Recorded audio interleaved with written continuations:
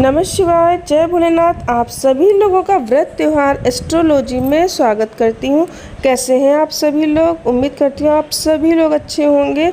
और इस वीडियो में बात करूँगी अष्टमी तिथि का क्या महत्व है और हमको क्या करना चाहिए अष्टमी तिथि पर, और व्रत का पारण हमको कब करना चाहिए, इसके लिए देवी भागवत में क्या लिखा हुआ है। तो सबसे पहले बात करते हैं अष्टमी तिथि के बारे में।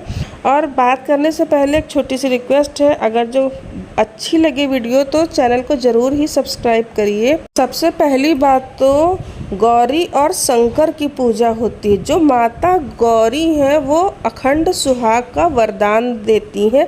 जैसे माता महालक्ष्मी के पास धन का विभाग है, सरस्वती माता के पास ज्ञान और बुद्धि का विभाग है, ऐसे जो माता गौरी हैं उनके पास सुहाग का विभाग है।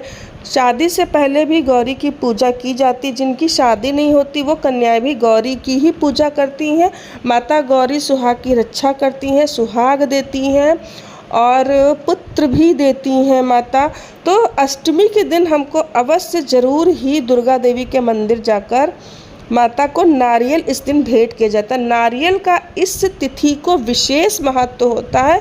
उनको नारियल अवश्य चढ़ाएं, उनको सुहाग का सामान उनको अवश्य भेंट दें। माता महागौरी को चुनरी में रखकर या तो लाल कपड़ा ले लीजिए, जैसे कि उसमें सुहाग का सामान में काजल की डिब्बी ज़रूर रखें। काजल की डिब्बी का विशेष महत्व होता है, उससे हमारी सुहाग को जो होता है वो नज़र से बचता है। तो वो काजल की डिब्बी ज़रूर हो, सिंदूर हो, चूड़ी हो, मेहंदी हो, आलता हो।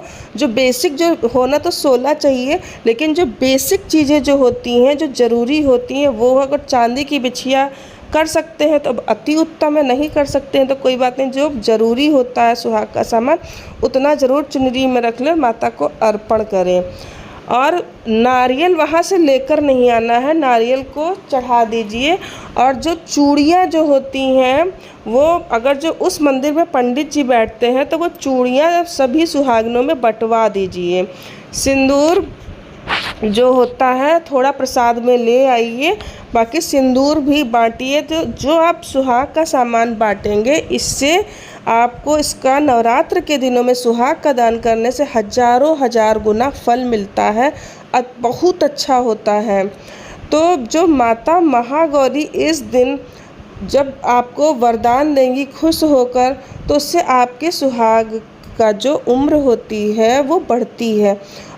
और आप एक काम और कर सकते हैं, मान लीजिए कि आपका एनिवर्सरी आने वाला, आपका बर्थडे आने वाला, कोई शादी आने वाली है 3-4 महीने में, या आप करवा चौथ पे नई साड़ी लेती हैं तो आप साड़ी इधर ही ले लीजिए और उसको माता महागौरी के मंदिर में जाकर वो साड़ी उनके चढ़ा दीजिए।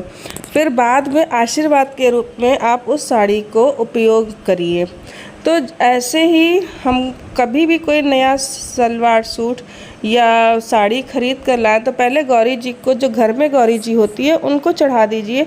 या सुहाग का जो भी सामान हम लाते हैं तो माता को पहले अर्पित करके तब उपयोग में लाना चाहिए। तो इससे जो उनका आशीर्वाद होता है वो हमेशा बना रहता है और सुहाग की रक्षा होती है।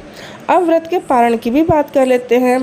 देवी भागवत की बात की जाए तो उसमें दिया हुआ है कि 10वें दिन पारण करना चाहिए।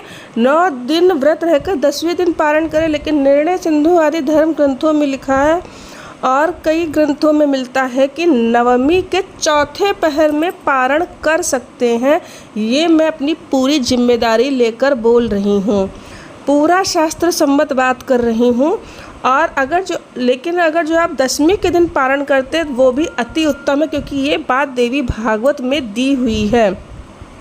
और ये तो सोचने वाली बात है कि अगर जो आप नवमी का व्रत करते हैं तो सिद्धिदात्री का वो दिन होता है, और जो माता सभी सिद्धियों को पूरा करने वाली, आपकी सभी मनोकामनाओं को सिद्ध करने वाली, अगर जो आपने उसी व्रत को तोड़ दिया, छोड़ दिया, तो फिर कैसे आपकी मनोकामना पूर्ण होगी, कैसे आपको सिद्धि मिलेगी, जो भी आपकी मनोकामना है उसमें कैसे सिद्धि मिलेगी। और उस दिन रामनवमी भी होती है, तो अगर जो आपने नवमी का व्रत पूरा किया तो ये तो सोने पर सुहागा हो जाता है। तो इसीलिए आप अपना देख लीजिए, नवमी के दिन करें तो चौथे पहर में करें, 10वीं के दिन करें तो पहले पहर में पारण कर लें। और अगर जो वीडियो पसंद आई हो तो चैनल अवश्य ही सब्सक्राइब करिएगा। कमेंट में जय माता दी अवश्य ही लिख दीजिएगा। नमः शिवाय।